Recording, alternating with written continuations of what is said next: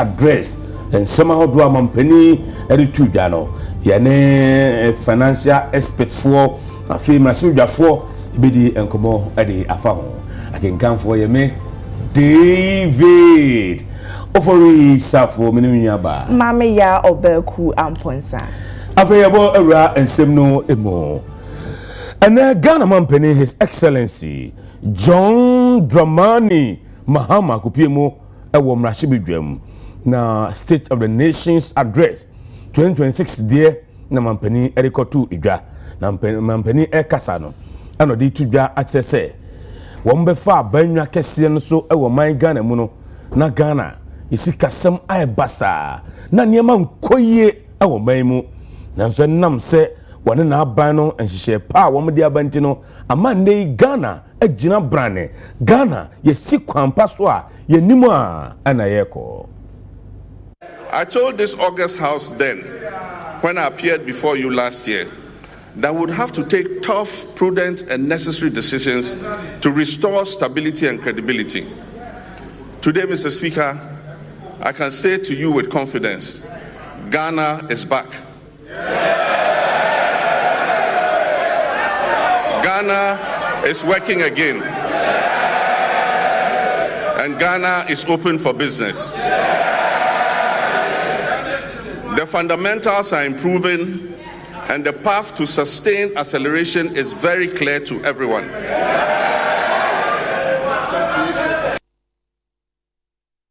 Sa nsemwe mu a na Ghana mampanyin side to dwa se ansa na wobetena abanwa so na Ghana sikasem basa na wobetena so wabɔ ne homoden na wonimpa se wontimi nya nyina eda baako o warehye se enkakra obɛboa ama Ghana sikasem etimi etumpon.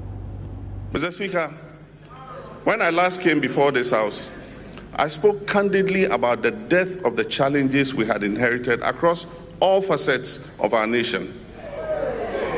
Mr. Speaker, nowhere was this national malaise more evident than in the economic sector. We inherited an economy in severe crisis, burdened by unsustainable debt, high inflation, a rapidly depreciating currency, and an escalating cost of living crisis that had left our citizens reeling from unimaginable hardship caused by years of general imprudence and reckless management of the economy. Mr. Speaker, I was clear from the outset that recovery would not come easily. But I was also clear that I'll stop at nothing to turn this situation around and bring relief to Ghanaians. I promised then that just as I have confronted and overcome crisis in the past, I'll reset our economy and return us to a path of growth, progress, and development. Eguswa wo mampani nsema ne ode tu dwano osanso kasafa Ghana yesidi no ahoɔden wanya no ɛho mampani John Dramani Mahama de tu dwa kyerɛ sɛ ebumbedi oman Ghana anim no na Ghana yesidi aidi no na eni ahoɔden na sidi no ay hata wɔn ko gyina monten so yɛ nsɛntwɔfo nhyiamu sɛ wache dollar de asie de safoa kra ma IGP na ɔhyɛ sɛ ɔno de ɔba yi onye saade ne bi de waye ne se wo ma Ghana yesika yi de ne sidi no na nya hoden. Speaker, to the interesting part, exchange rate volatility has long been at the heart of hardship in Ghanaian households. We made currency stability a priority, and Mr. Speaker, we have delivered. Mr. Speaker,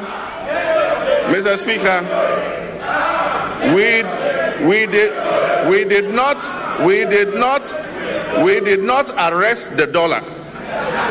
We strengthened the cedi to put up a good fight against the other currencies.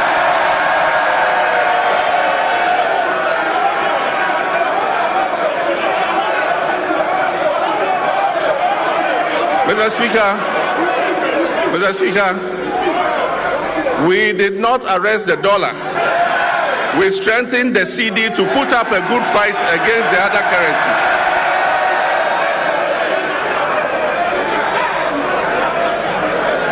And I'm pleased to report to this House that the CD appreciated by 40.7% against the US dollar and by 30.9% against the British pound and by 24% against the euro.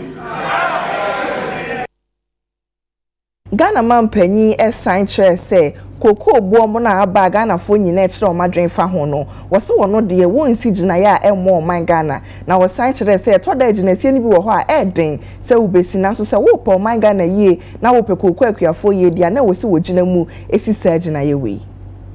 We have had to take the painful but necessary decision to revise the producer price of cocoa to achieve competitive pricing and resolve the acute liquidity challenges in the sector. Mr. Speaker, failure to do this as others did and left a debt of 32 billion for this government to pay. Failure to do this would have meant borrowing billions in borrowed funds. Mr. Speaker, this unplanned expenditure would have taken us right back to the very devastating economic problem we have only recently begun to escape. So, Mr. Speaker, while fully understanding the concerns and protests of our farmers, I can firmly assure them that the reforms announced by government will see a total transformation of the cocoa sector. And it will guarantee them a fair and transparent price that enables them to meet the cost of producing the commodity and making decent margins. Mr. Speaker, the difference between economic hardship and avoiding the same is the exercise of sound economic judgment. And I'm determined to take decisions that ensure our collective well-being and avoid the suffering of all our citizens. These are difficult decisions to take, but Mr. Speaker, I had to take them. Mampani kasawie no anakwanya no ebaye Edom kuma ewo mrashib dwampani a odoma no eye Osahen Alexander Afenyo Markin wono sunya akwanya na okasa no di tudwa chese afeni echeni amampani John Dramani Mahama ebedi Ghana enim no enye resource papa bi nye nhye papa bi ana omuhu de omuhu ane ensema kese ene ensema kese meye wei nanso ahokyira Ghana fo na munyagro ene nyina mkane abo ekosoro Ghana fo ntimi ntwa light bill na ni nyina yo hawa abedan Ghana fo so. Speaker, with respect, let me thank you for the opportunity and thank Mr. President for living up to this constitutional obligation. But Mr. Speaker, what the President failed to tell the people of Ghana is that 1 year in government, he's still acting with slogans, no action. Mr. Speaker, electricity tariffs have skyrocketed and Ghanaians cannot afford electricity. Mr. Speaker, as we speak, there is a scandal looming. Security services recruitment, TribeNet, we know who brought that company to the ministry. Kama has a way, and we, the minority, will pursue the person and make sure there's full disclosure. Mr. Speaker, the cocoa farmers, they have reduced producer price, and Erikopoku cannot be found. They don't care about cocoa farmers, and they are here telling us inflation, macroeconomics is ready. Macroeconomics is ready. Mr. Speaker, Galamsey continues. Ghanaians continue to suffer under this Galamsey hardship, and and we expect concrete action to be taken on Galamsey. Openi oda dom kesia no ewo mrahye bedwafie Yewura Mahama Ayarega enso eboy Yewura mampanya abaso papapa se no kre wabo ne homoden amaga na sikasem atimi asan ejina ne naso na wo kire mu se eda opefe ma yehu se de na Ghana tie ewo afi January 2025 mu no enso se ye kese da mu eni sesei se de esi akonkan. I want to thank His Excellency the President John Dramani Mahama for his leadership. Ghanaians are very grateful to you. Mr. Speaker, it is obvious that the Ghana you inherited and the Ghana you speak of today is like day and night.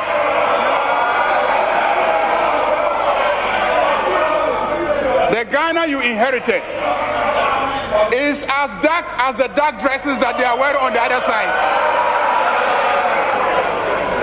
And the Ghana you speak of today is clearly as bright as the white dresses that we are wearing on this side.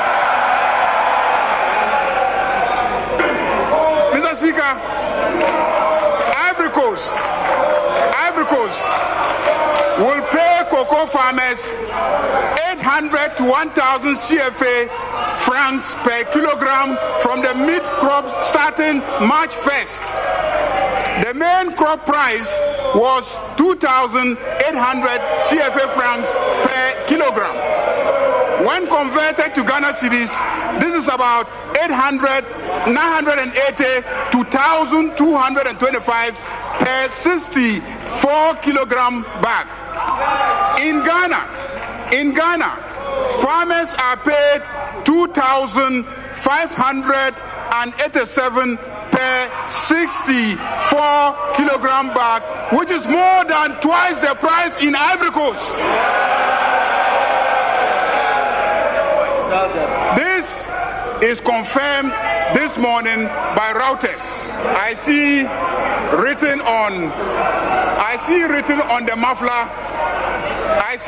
on the muffler of my friends in black that MPP Yaye Mobo Dodo.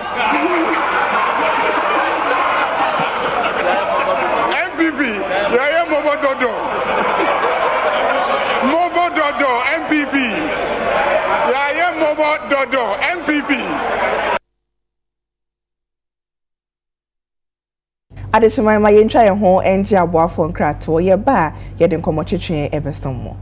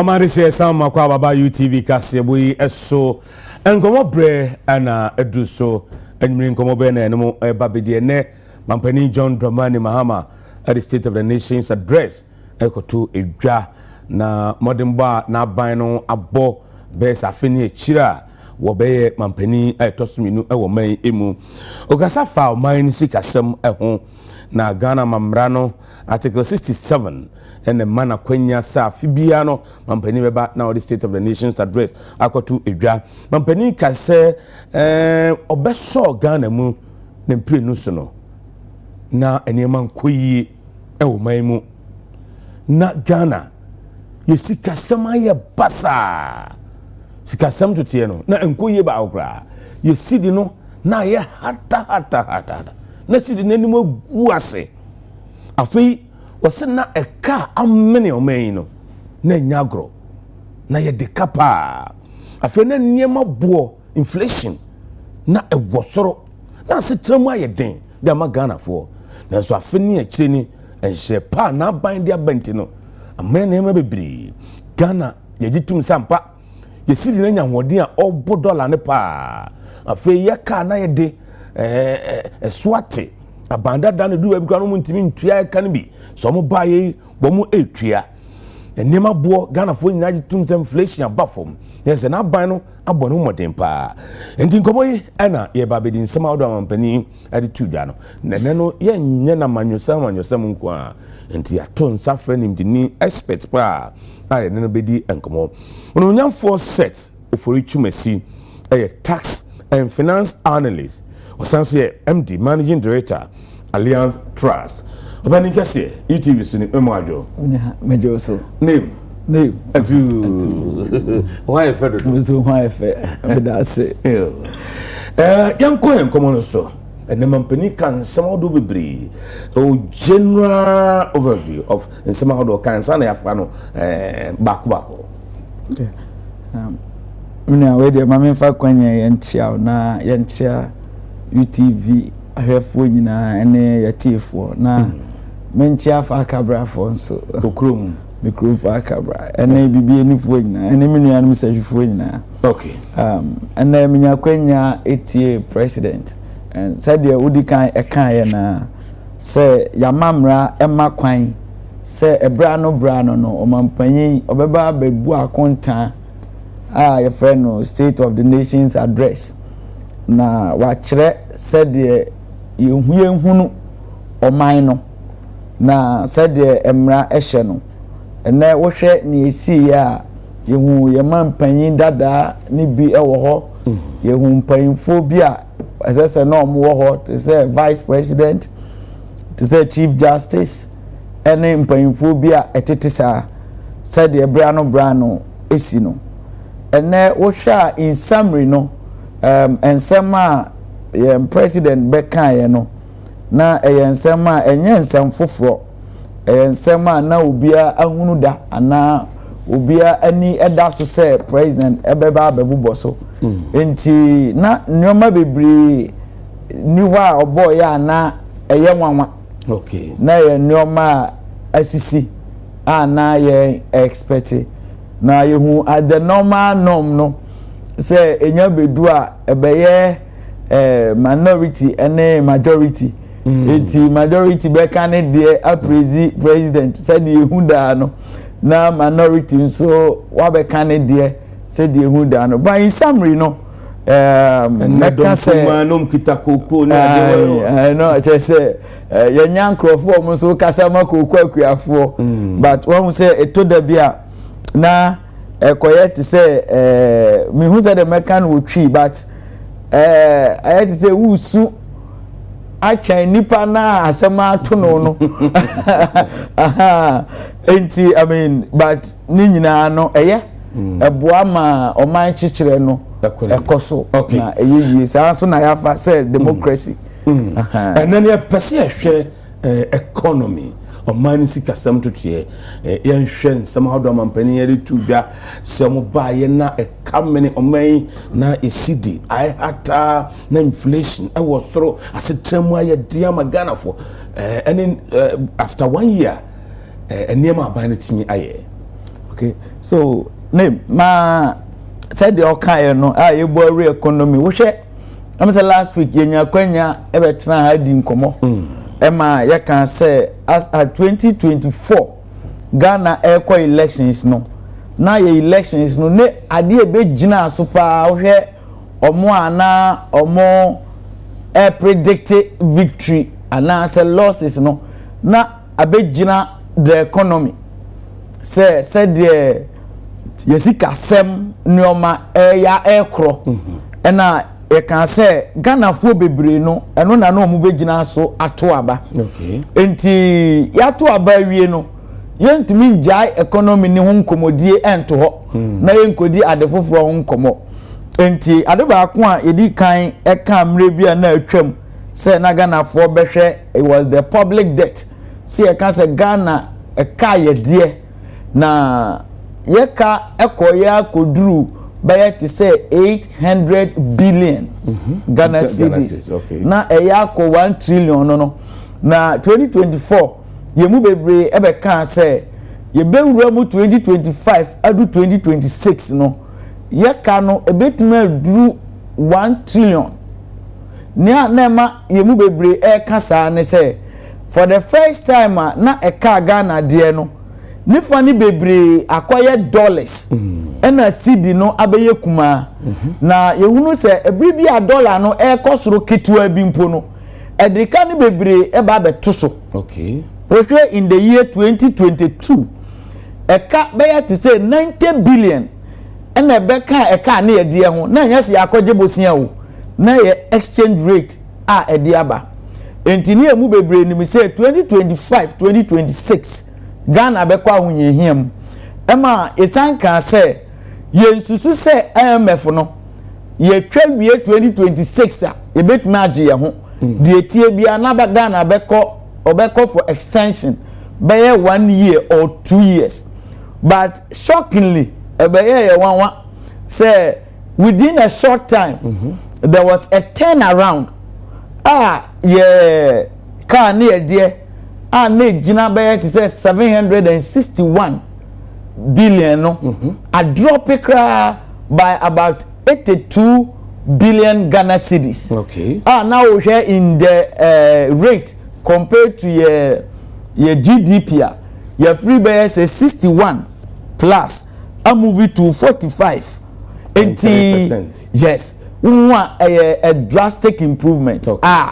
You be bo abaya baso na near to su biem na inflation now we are na inflation you know but we are not a jumpy power was food inflation aduane ho kwanya abuane bo ekosoro ententem enti at that time no na around 24% yeah enti na koya could do 54% could do 54% na aduane bo as at December no 2024 no na around 24% na emu bebre no e project a babia na ejina no yesi na aduane bo no e bi ebekosoro na around June asase atiaba form but the other way in a see say for consistently 13 months bosom maako edumiensa every month bia no inflation drop aduane kom and aduane bo ane kosoro no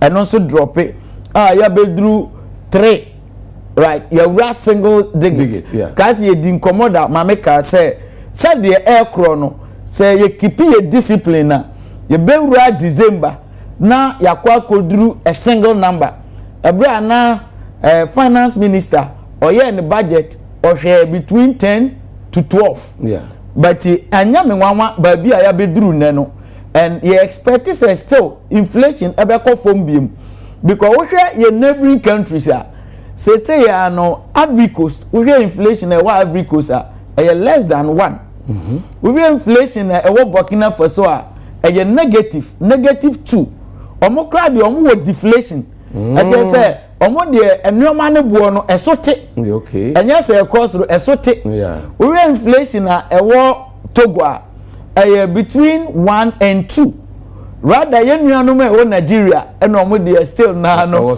omo inflation e wo soro enti e ya de a eno so ye bebo aban na baso but I reflect say wo ye dwa so anka e ho na me ba bebo ura no yes because inflation e ba from but ye dwa so ye kwa aduane bo na ba from enti ye hwe ye inflation na one will say normally challenge ayewo in the economy ni say e ka bibi e wo brofo kasa mu say information asymmetry say the information a drop na enya impact say okwa manone a obi mpo ka asem keka ana amampanyin ka asem a the next day the impact and the economy no e drastic but ye no it take time say ya wo hwa we di un komo last week say abrobo ekoya kodru 50 kilogram no 50 kilo bag no na enam around 400 to 470 okay and the same 50 kilogram no I drop it to 150 to 160 nanso near obo dokuno and the major product are all use but say 95% of Nigerian no e abro abro I drop it more than more than 100% because anke 400 nipo na ba 200 kra anke mu ache mienu no but baby adru no ache more than mienu still dokuno bo no baby ejina anase ekosoro but what I say enti ema ye hunu say eto da bia it's not just about inflation you know but human behavior wa na say that we ancestors anke wo paper so we say ukoto aburo no ene meto ne 400 ene china ade chiye makoto ni 200 eno nye paper eno ye fili makoto amahunu nanso nia ode aburo ni koye na aduane no ono so person can say oh there are other factors to say so oton dokunu ni wi a obakoto prepaid and I'm going to say what there are other factors to say ensuo any electricity bill akosoro and so and can ideally no o hwe ensuo any electricity bill e be a to say 10% of the production enti na me can say aburo no be take more than 90% yet ojira no so on convenience e be aka enti we abeko no na obi making more than the excess will make it. Ebiema yehu ye was the interest rate. Na ye can say yes. Bosia hu ensi hu. Okay. Say ewo abibre mu atoye na Ghana na ye hu ekire yen. Okay. If you say wo fa omo atwa ahia ye hu na Ivory Coast, Burkina Faso, Mali, Niger, Benin, Togo omunyina interest rate 5.25 afi no obobosia afi ni nyina mu no esi hu enduru 6%. Yenuanum Nigeria for na na omo de around 26%. Satam no na Ghana ye wo between 30 to 36%. Okay. Etina bibi a obeye bia no ube produce awie no na waboka. But for now no a movie every that 36 no aba bedru between 15.5 to 20 because a bank no so or the risk factors margin kakra edigugu enti ene okobo busia ewo banka around 20% interest interest still now e was so pa utie the governor of Bank of Ghana kan ya o se na ni so adi hunu ni say obetumi a movie abewura 10 and as a single number.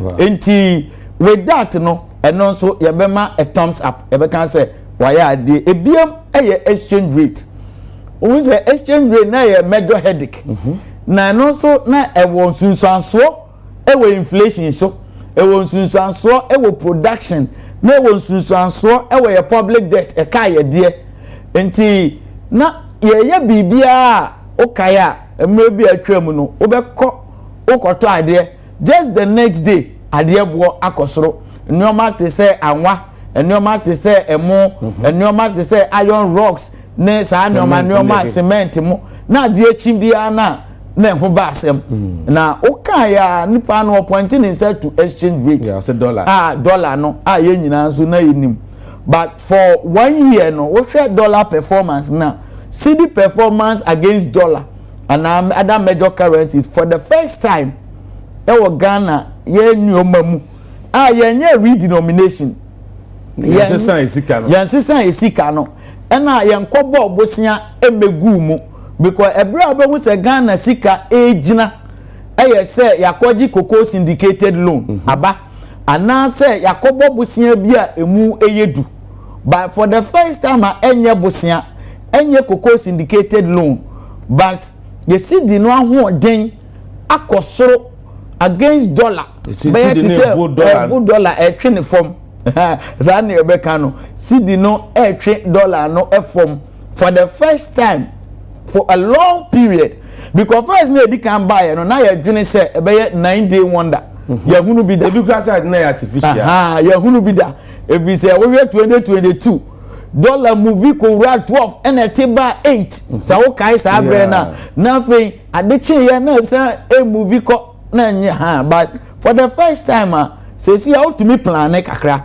we know say between 10.5 to 11.5 and I say 12 to me manage enti eno so no ye bebo aban na baso na o enti ye beto aso sustainable enti ni sustainability no say e beto aso na ento aso no aban na disika dodo na ewura mu say de be ya sidin be koso anya wode okay enti say beto aso na say ento aso no eye de me kan biem agina so say nioma bia ye hwe ya enti ya obi beka se aman no onye hweye na mframapa na ayeden abebo no nanso mframapa bo na wa ma wataba mu a mframa no zo ntimi mfa wuntu o enti wo ba wataba mu utoto nioma ya ema a little good condition bia no ema we improvement okay ba ko ehunu ye discipline finance minister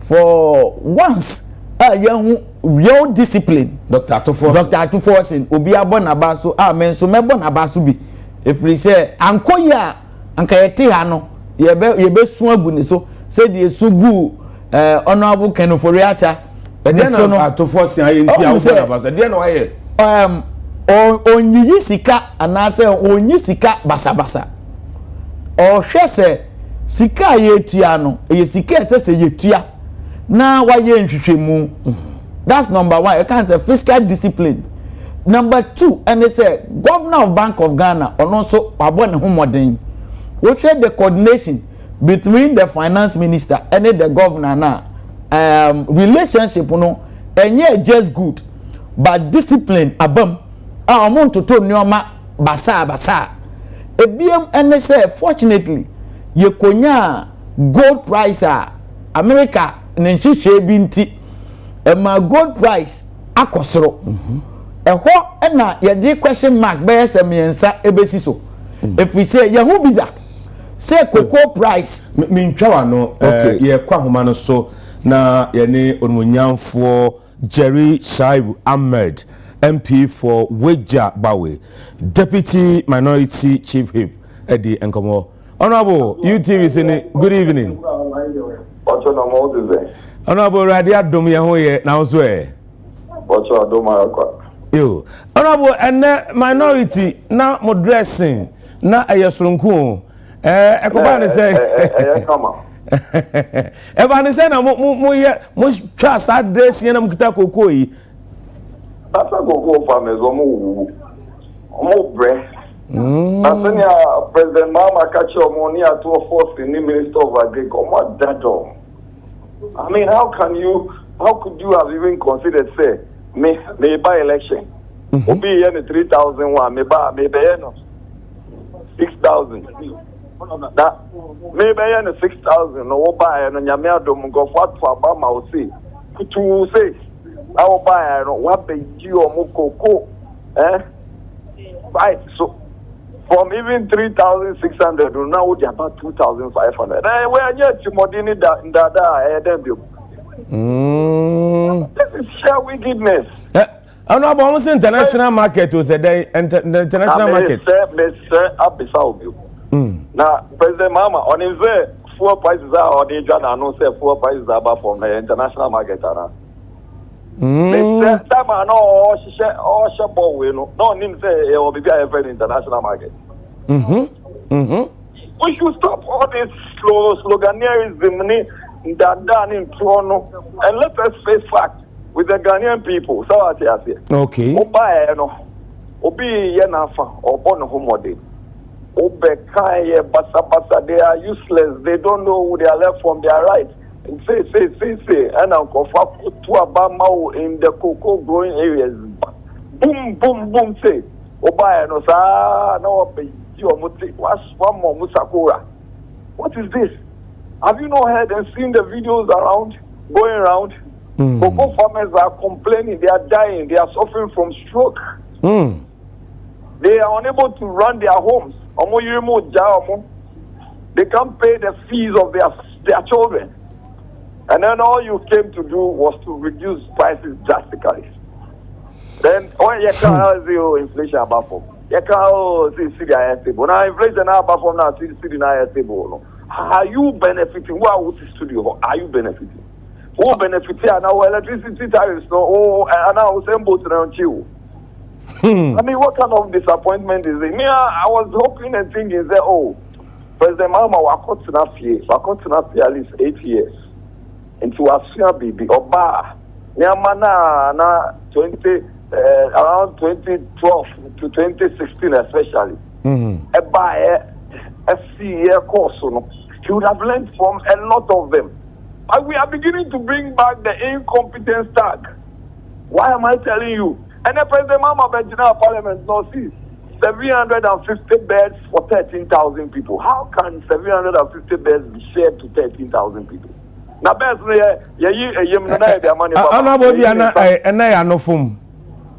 Oh, my power. But is that not even part of incompetence? Every time, no,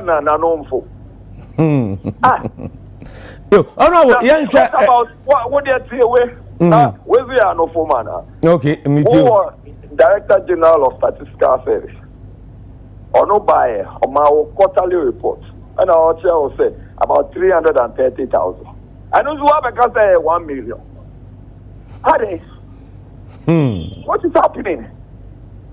Na President Mama nyo no na odi a confirm in December edo eni odi nkuko nkitikiti aba odi dey open yama ya fly a confirm no go Burkina Faso after the nkuko nkitikiti so we are now being told say from 750 beds are shared for 13,000 people. So I confirm to buy. What is happening? Galante Nepal Cho what is studio home? Tell me on authority if you think Galamsey has become better. Everything about Galamsey is becoming unprecedented, including what is even happening in Bole. Galamsey, even more media for CS is because all the government is doing is to rely on what? Gold.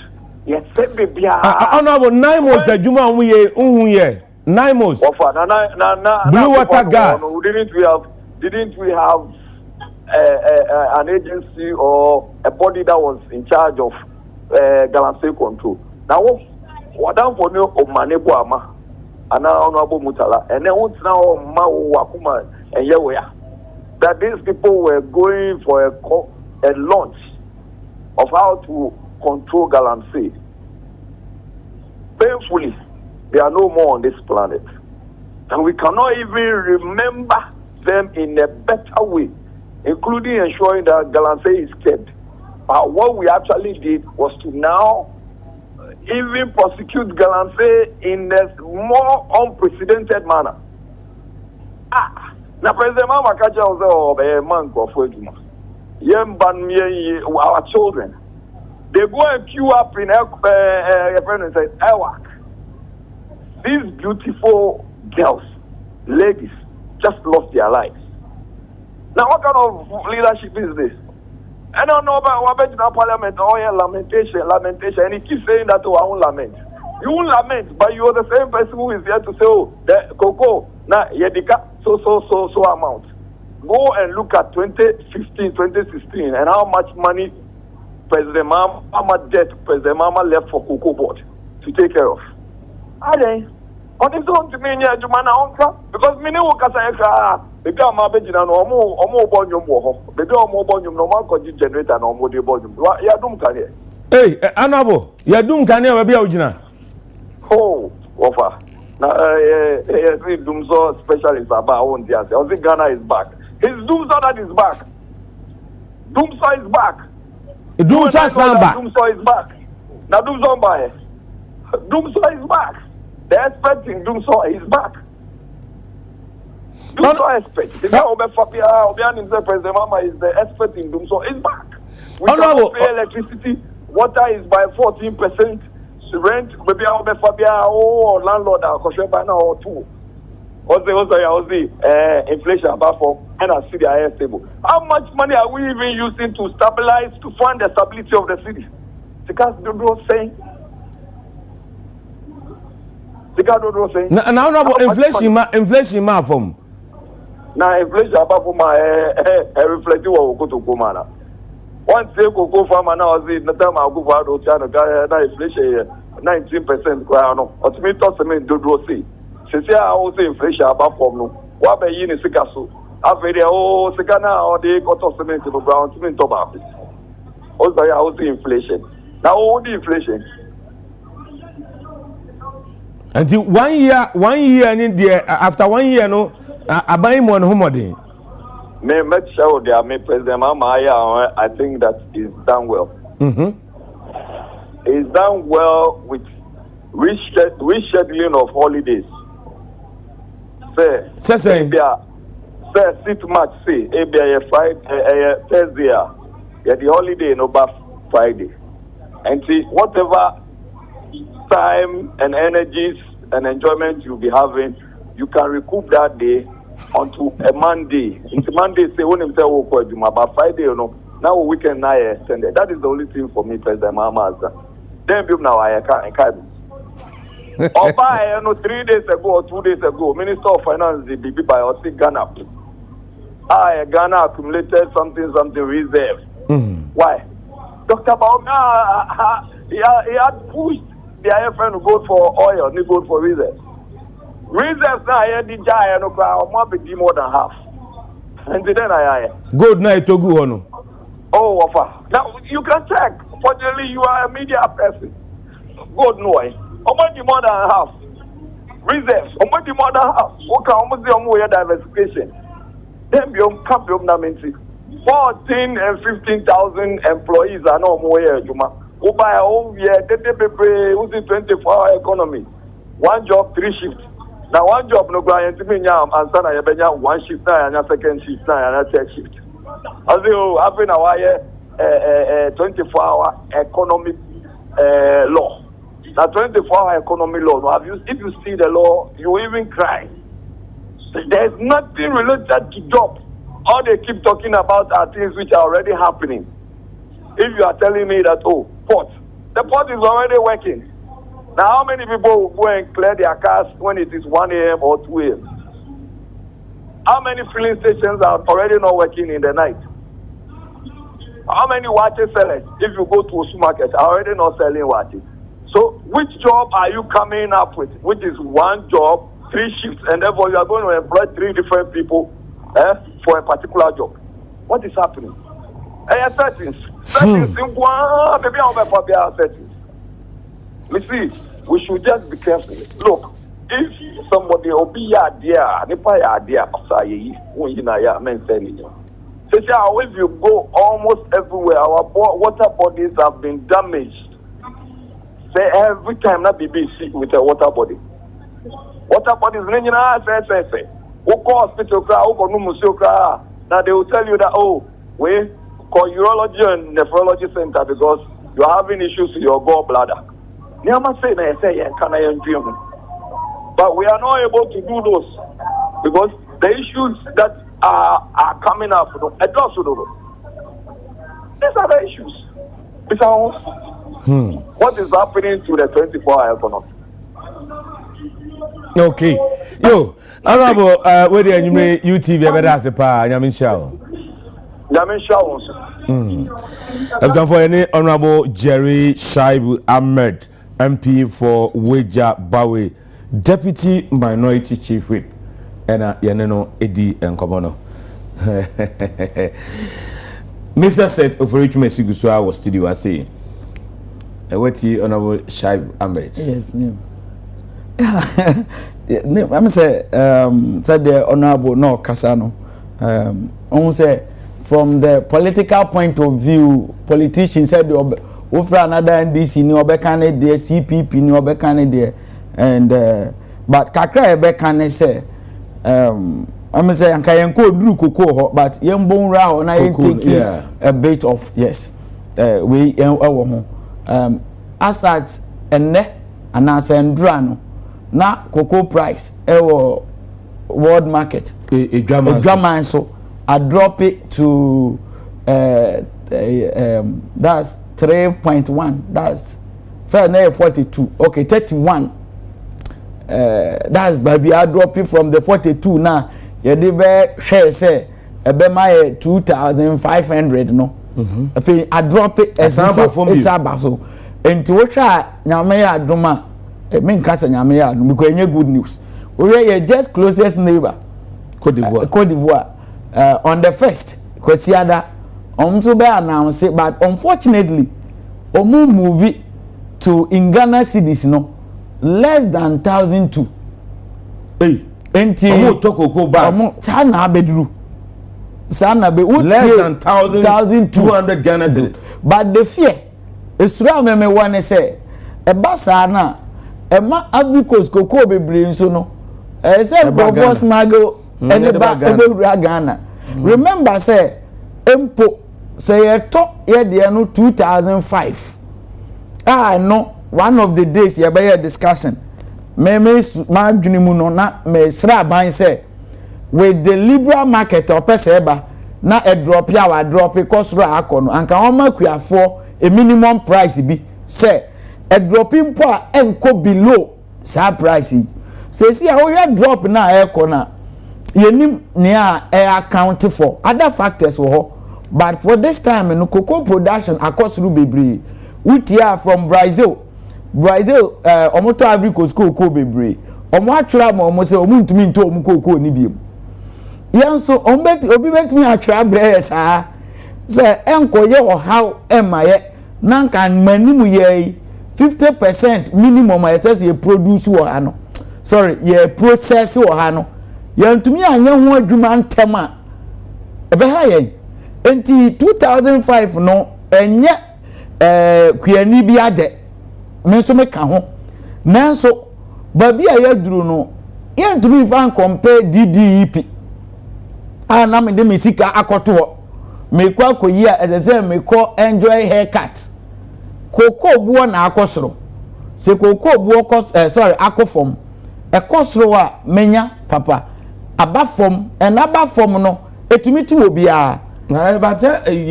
utie minority a aban obasi eba opposition me ba na nado ni ba omi esisi kokuakuafo 3,000 ton 3,100 no osisi akuafo me ba me de be ko 6,000 7,000 enti wonu masem na ye de jeje wa na me boa em say sametiasia ene de omokano from a contest men kasa ma obi but from a contest na omoka de omode yesusu dua e de akasa at that time sameti omo ase a say omo be makuani 70% anye den enti baby akoko obuo ewo no ye makuani 70% a wanya den kura o makuani 6,000 pa na wisisi no sate na kokko bo soro enti sata no wiase ne makuani no 32%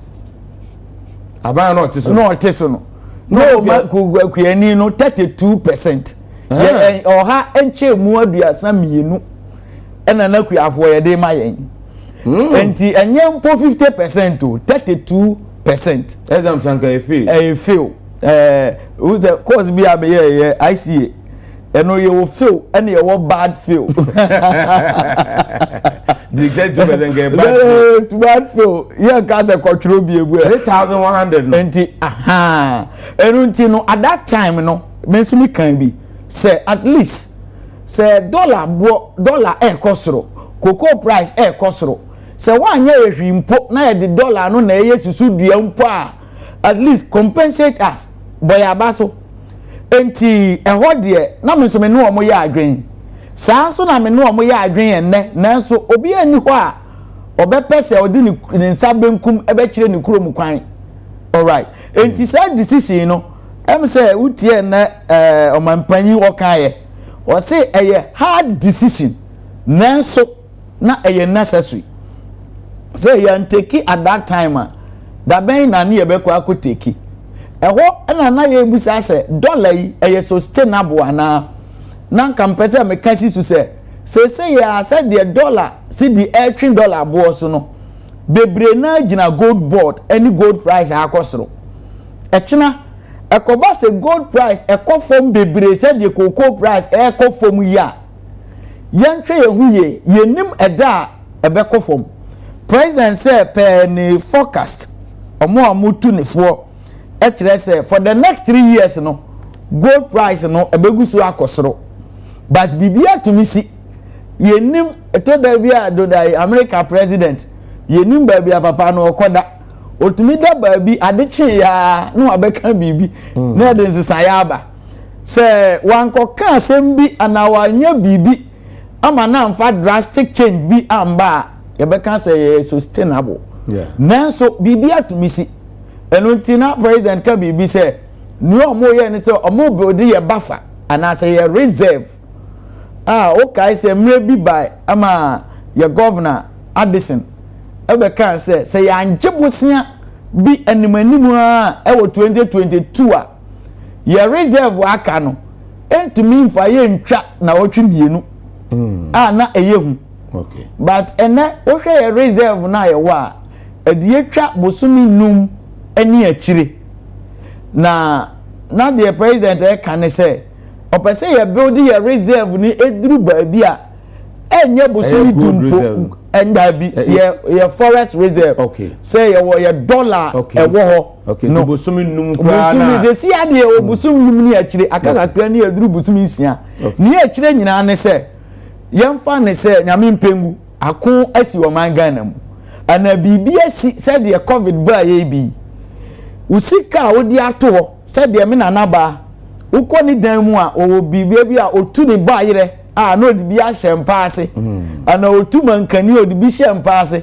say eda woni aduane ana eda wo yare no otumi ko ho ekofa bedi enti ye forex and as a foreign reserve ye di ato ho say BBC a ye betumi de are importing nioma aba o man ni mu no say ya anye hwibie mu mpo e betumi ahwe yen bosumi num ani akire okay enti eno no so yetu anamo wa man atu no eye ade a yehu ye bra ye yaban atwam na ye MPP aban ne first year e cause havoc ne say first year na no na banking sector clean up sha ase so okaya in 2017 and it was in 2017 na ye be 2018 mu a anka ye be din komo a ye improvement no enkomo a ye di ye bia no na ye omo a na omu lusi adwuma na ye bank vo a na omu su na ye omo a na ye di wo ha ama wo mo ema empo the governor of Bank of Ghana ebe kan ye ne say e ka na ya bo e de ye banking sector clean up excess of 22 billion Ghana cedis na ye eka kese eda ho nti na enye eka na ye ka ho asem ana eka foforo na aba but rather no eka mom na so ate a meguso akan say omampanyi waya ade nanso on trade cautious ma ni trimu enye ne de aban bebre na eba omo first year second year omo bo modene na efiri wo kono na fe trimu de abam but this time no on to you no the options the cost wa aban no bono modern pa meka say aban no on course onam kwan ne kwan paso we foundation na ototo a na nneoma bebre wo ho em say honorable okasa ye o make comment yes honorable Ahmed o make point about 24-hour economy meka say still na miguso ebo aban abaso wo kai say tema nana introduce your president his excellency Nanado introduce free senior high ye mu bebre kan say opre ne ho kakra nanka ontoto nneoma bi e wo kwan mu ansa na wa introduce in the same vein me hwe ye kan say ye be 24-hour economy ade a ye tan ye kan ye ne say aban e wo ye nimdie mu no o sha se afie dikan na the problems ebeba onya ne ntoto ye enti enya me wanwa say obeka kire Ghana fo obeka kire en say waye ne ntoto ye a ode ne nneoma agu kwan mu na ode nneoma gugu kwan mu a wo hwe last week ye di 24-hour economy ni ho asem no enya just one job 3 shift no the resource of 24-hour economy plan na omode atu paper so no na se otumitu one among na eba be ye adwuma ye be onya nsunsuanso a se de ehu wo Rwanda ye hu wo Singapore ye hu wo Dubai no Ghana so afoforo beba Ghana aba besua sa enneoma no ni nyia ne se ye be ma sa discipline ye di ye huni e wo ye sikasem ye nfa sikasem dwuma ento atopre ye nya ne nia ye pebia but rather ye be ye ni ye lastly ye unemployment adwuma mabuna nya adwuma mabunu you see ye problem no say wo hwe Ghana ye analysis of unemployment osa chichem okay o my age bracket yeah na wa chichem by age awie no osa omusa chichem by gender emre bi ba ma ye bedi nkomo ha ama ye kan say the rate at which female youth omuni adwuma no say yanhwe ne yi a abrabo ebeti asi wo man Ghana mu no ebeye hu emma mabunu is beyond say na ye unemployment rate now 14.8 no na female youth unemployment rate na nam 32%. Yeah. Enti ofa emma 100 mabunu 100 emu aduasa mienu de woni adwuma ye wo underemployment and ye wo unemployment ye obi a ontonsuo e wo street mu no ono wo ye adwuma o ono de onka ho yeah we ye ne obetumi aye adwuma na enso onya adwuma na owo pepa a wodi pe adwuma because ye wo bi a onya adwuma but enso ye bi a owo retirement yeah enti ono no ye kan ye bracket na ono no ye de ne to nchen but we there omo pe adwuma na omo nya adwuma most often ename nka se Ghana for youth omo nka burochire but the rate ani ehu utwam we embezi bia ehwaye ma with a long queue no eno obi o wa burochire for this keba Ghana no or the boss na nka metena Ghana mpo a because this can be dru Ghana no ni sika na nkasa no ni value no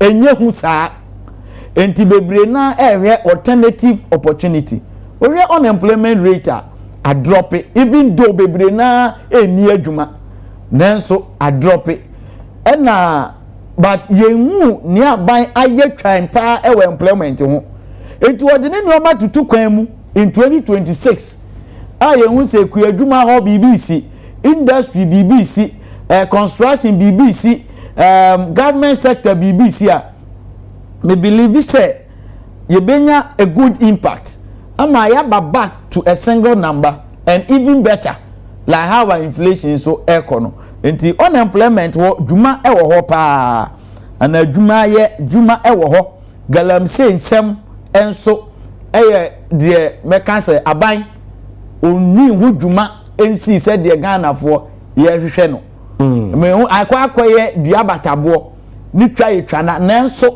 se won twa ni ade breyen no utie de professor Klute o kan ye EPA se o ye sika e behia edi ati nsuo ba kumpo ani a enye sikawa yanhwe ni yi a enchirima yenja omo a good heritage enti ho na eno so meka se aban ontu anamon a eya anamompa na eye kukuduro so anamon especially on Galamsey. Okay.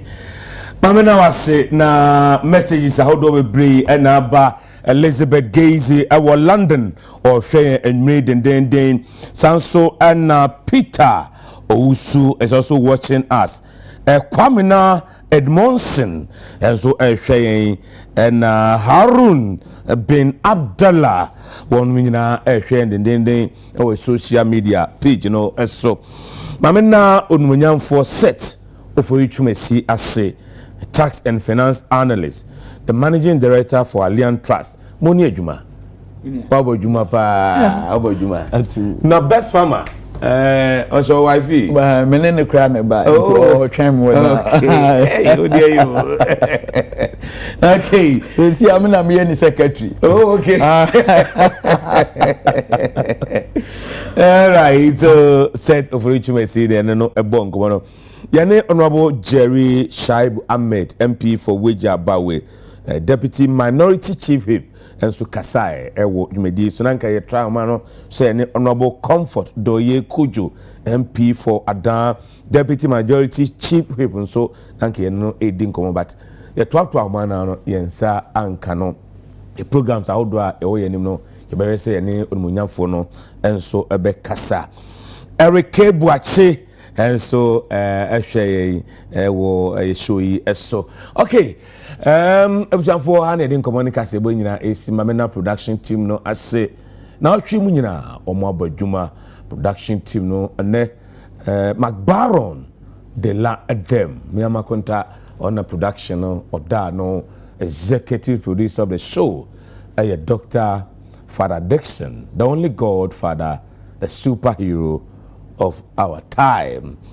Na ehefwe mo special wate mo nkoso ahwe UTV na aha na ne pani nyina ewo menua Harun bin Abdallah nwi baby a obia no mechia wo biafo nyame adom ebrese me san mu ediehia mo somfo nwi me David Ufori Safo Bongo Diffara nyame adom ebrese me se akra